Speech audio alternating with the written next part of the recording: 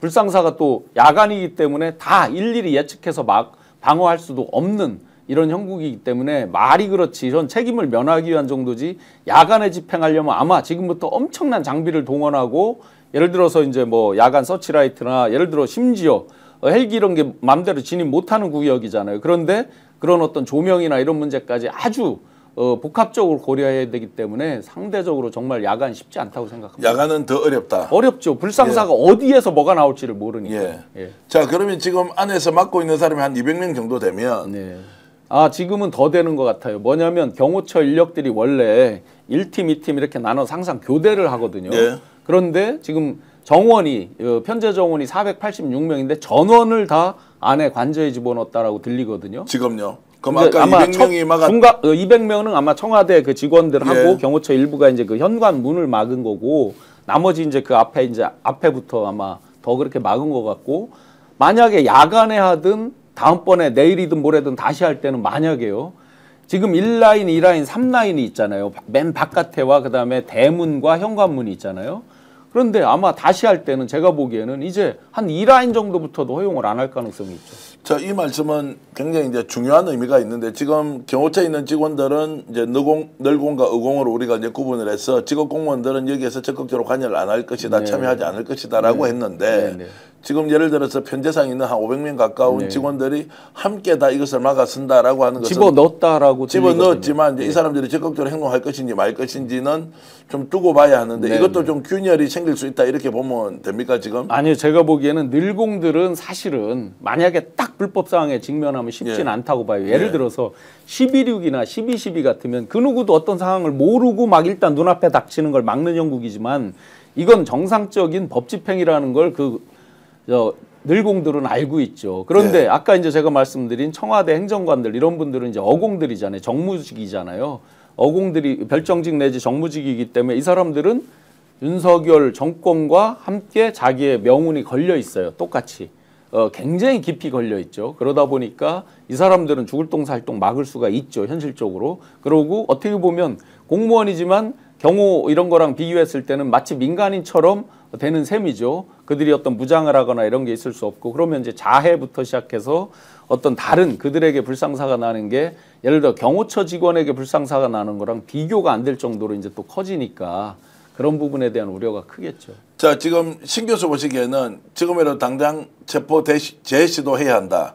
아니면 하루 정도 작전상 후퇴를 하고 뭔가 좀 체제를 정비하고 난 뒤에 다시 가야 한다. 어떤 쪽입니까? 현실론으로 굳이 보자고 하면 저는 이미 퇴각을 했기 때문에 지금 재진입하기 거의 불가능이라고 봅니다. 왜냐하면 벌써 이제 유튜버들부터 막 수도 없이 모인 걸 또 트고 하는 작업들이 한참 걸릴 것이고요. 또 저들의 이제 방어막 이런 것도 또 긴급하게 또 더 모이고 한 부분들 그 관저 안으로 그것까지 감안해 보면 훨씬 더 크고 훨씬 더 플랜 A, B, C를 더 견고하게 짜서 다시 갈 수밖에 없는 게 현실 아니겠느냐. 그다음에 야간 얘기가 나왔지만 야간은 제가 보기에 그 누구도 책임지지 못한다. 그런 현실적 한계 때문에 결정 내리기가 쉽지 않을 것이다. 자, 그러면 지금 이 상황이 실제로 윤석열의 뜻대로 거꾸로 뒤집어져서 아예 체포 자체가 불가능한 상황까지 갈 수 있다 없다 이 부분은 어떻게 보세요? 아니 궁극적으로는 시간 문제라고 봅니다. 시간 문제다. 이걸로 언제까지 가겠습니까? 예를 들어 6일 지나면 또 청구를 할 수가 있고요. 극단적으로는 이런 경우가 있죠. 흔하지 않은 경우지만 체포를 하지 않고 바로 구속영장을 청구하는 방법이 있죠. 실제로 조사를 하지 않고 구속영장을 모든 증거가 다 완벽하다. 저 사람 말을 안 들어도 그만이다. 객관적으로 이미 나와 있다 했을 때는 구속영장을 청구하는 아주 극단적인 방법이 있죠. 있기는. 그러나 그 경우에도 결과는 또 마찬가지입니다. 구속영장 청구해도 안 나타나고 안 나오면 결국 지금과 같은 형국의 반복인데 결국은 시간상의 문제이고 이거를 국민의힘도 결국 당해내지 못할 겁니다. 민심의 그 강도가 이것을 누가 먼저 어떤 빌미를 제공하고 발호를 했느냐라고 보면 명백하게 윤석열이다라는 건 모든 국민이 알기 때문에. 자, 그렇게 보면 이제 지금 내란동조 또는 이제 공무집행방해 오늘 집단적으로 모여서 저렇게 했으니까 특수공무집행방해가 적용되면 범죄자가 이제 급증하게 됩니다. 저기에 이제 용산 대통령실에 있는 행정관 또는 참모진들도 당연히 처벌이 될 거고 경호처 직원들도 처벌이 될 거고 군인들도 역시 처벌이 불가피한 거 아닙니까? 그럼요. 136조에 있는 공무집행방해 형법에 그다음에 144조에 있는 특수공무집행방해를 보면요.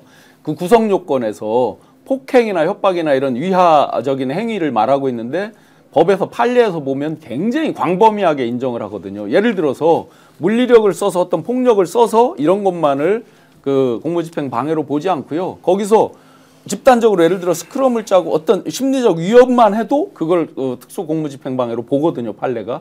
그러면 이미 다 해당됐어요. 저 사람들.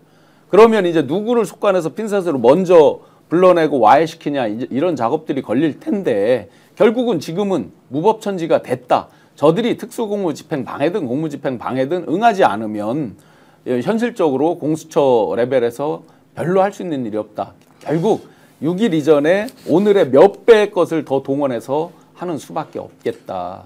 6일 이전에 몇 배를 더 동원할 수 있는 정도의 수사기관의 힘은 있죠. 그렇죠. 이렇게 생각해 보세요. 6일이 지났어요. 재청구를 해서 다시 영장을 받을 수는 있잖아요. 예. 다시 받았다 한들 지금과 달라지는 게 뭐가 있습니까? 저 부분에 관해서는. 그리고 구속영장을 청구했다고 하더라도 그것도 받아들여졌다고 예. 하면 똑같이 막는다. 예, 똑같죠. 자, 그러면은 더 많은 인원을 정말로 특공대를 투입해서라도 현장을 진압해야 한다. 그 과정에서 현행범들 체포하자. 경호처든 그리고 55 경비단이든 다 체포하자라고 하는 것은 국민적 열망이지 않습니까? 열망인데 이제 정말 현실론으로 가서 예.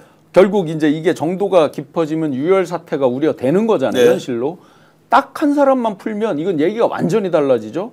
최상목 권한대행이 거기 1급 보안시설이지만 이 경우는 박종준 처장 허용해라 라고 명령을 내릴 수 있는 거죠. 법적으로.